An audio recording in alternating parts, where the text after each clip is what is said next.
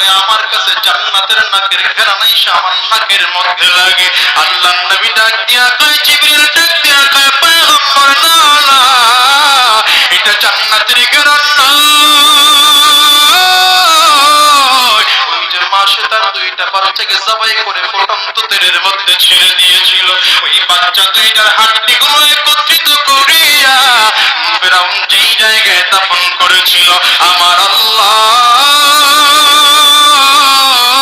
ওই জায়গার কবরটাকে জান্নাতের বাগান বানায় দিছে। ওই কবর থেকে জান্নাতের ঘ্রাণ আপনার নাকের মধ্যে